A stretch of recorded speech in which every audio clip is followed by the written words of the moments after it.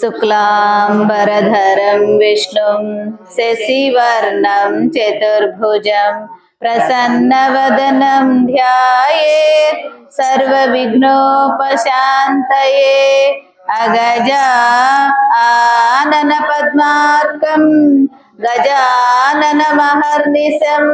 अनेकदन्तं भक्तानां एकदन्तमुपास्महे एकदन्तमुपास्महे। गुरुब्रह्मा गुरुर्विष्णु गुरुर्देवो महेश्वरः गुरुसाक्षात् परब्रह्म तस्मै श्री गुरवे नमः।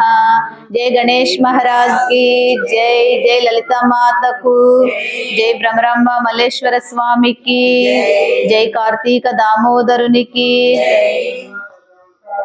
अंबिक तनया विनायक अंबिक तनया विनायक गजवदना गणनाथ विनायक गजवदना गणनाथ विनायक अंबिक तनया विनायक अंबिक तनया विनायक गजवदना गणनाथ विनायक गजवदना गणनाथ विनायक शरणु गणेश विनायक शरणु गणेश विनायक त्रिभुवन पालक मंगलदायक त्रिभुवन पालक मंगलदायक शरणु गणेश विनायक शरणु गणेश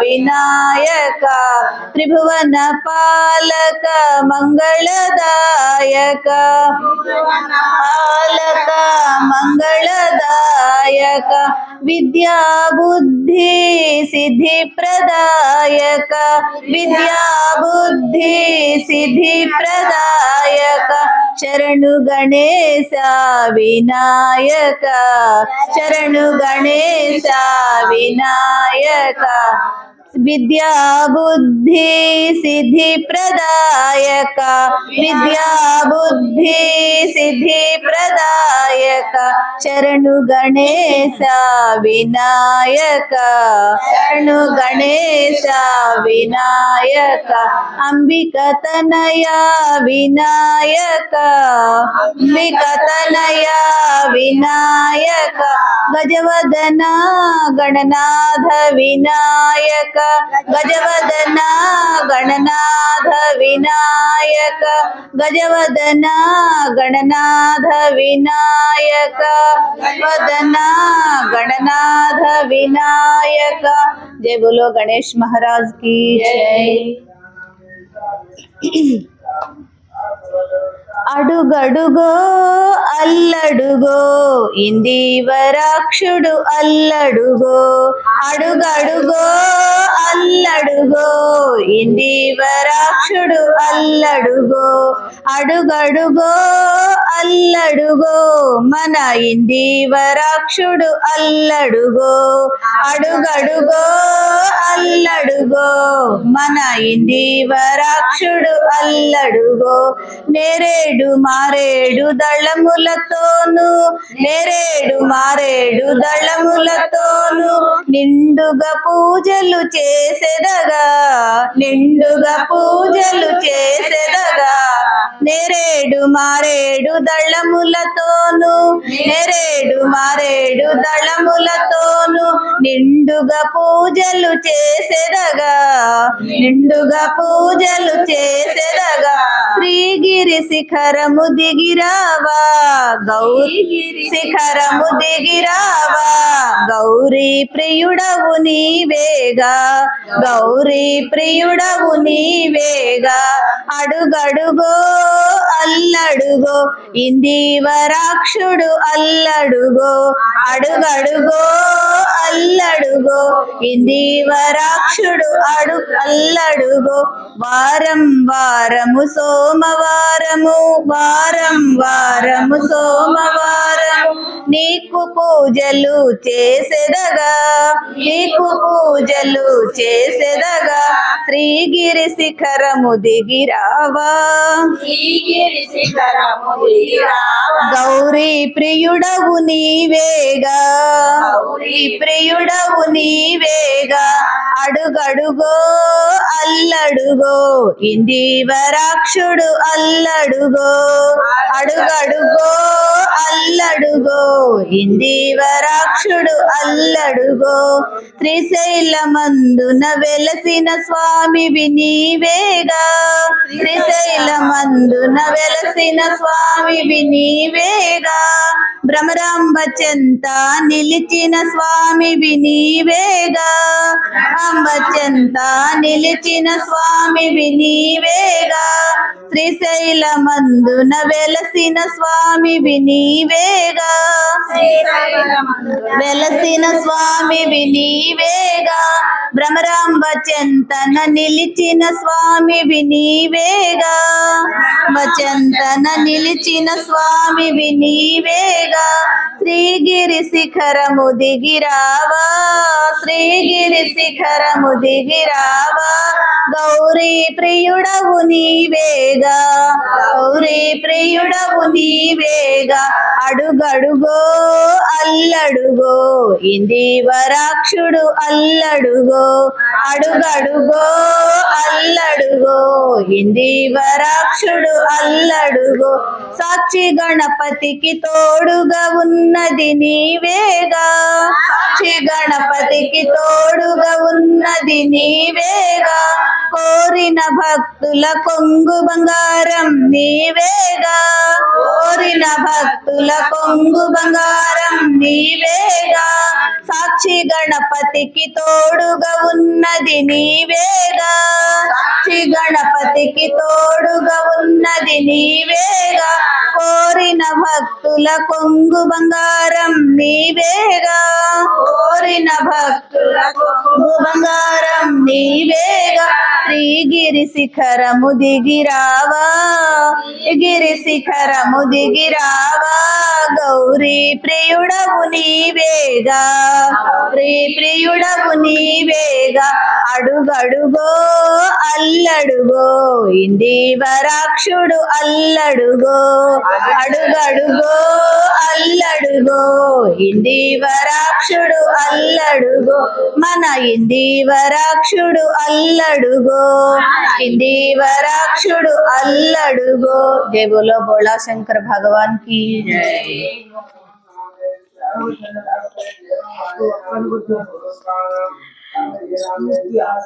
అమృతవర్షిణి శ్రీ కనక దుర్గా జై కనక దుర్గా శ్రీ కనక దుర్గా జై కనక దుర్గా ఆశ్రిత మందార శ్రీ కనక దుర్గా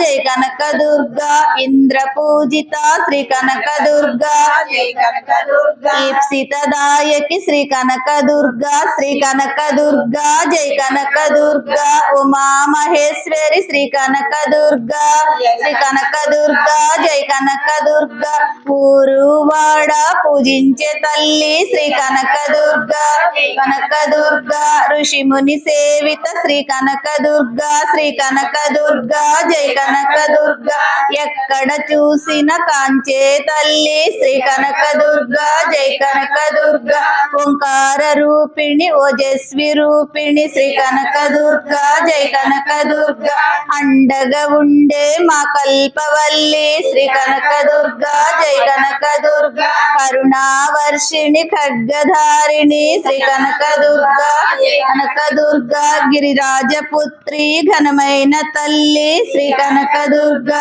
జై కనక దుర్గా చిన్మయ రూపిణి జగన్నాయకి శ్రీ కనక దుర్గా జై కనక దుర్గా తన్మయ రూపిణి దయా సాగరి శ్రీ కనకదుర్గా జై కనకదుర్గా ధర్మ సంవర్ధిని నటరాజ నాయకి కనకదుర్గా జై కనకదుర్గా పరమ పావని బంగారు తల్లి శ్రీ కనకదుర్గా జై కనకదుర్గా భాగ్య ప్రదాత మంజుల భాషిణి కనకదుర్గా జై కనకదుర్గా యంత్ర స్వరూపిణి రమ్యక పర్దిని శ్రీ కనకదుర్గా జై కనకదుర్గా లావణ్య రూపిణి వరాల తల్లి శ్రీ కనకదుర్గా జై కనకదుర్గా శశి సూర్య నయని షణ్ముఖ జనని శ్రీ కనకదుర్గా జై కనకదుర్గా సుమనస వందిత హిమశైల నందిని శ్రీ కనకదుర్గా జై కనకదుర్గా శ్రీ కనకదుర్గా జై కనకదుర్గా శ్రీ కనకదుర్గా జై కనకదుర్గా జై దుర్గా భవానీ మాతా కీ జై.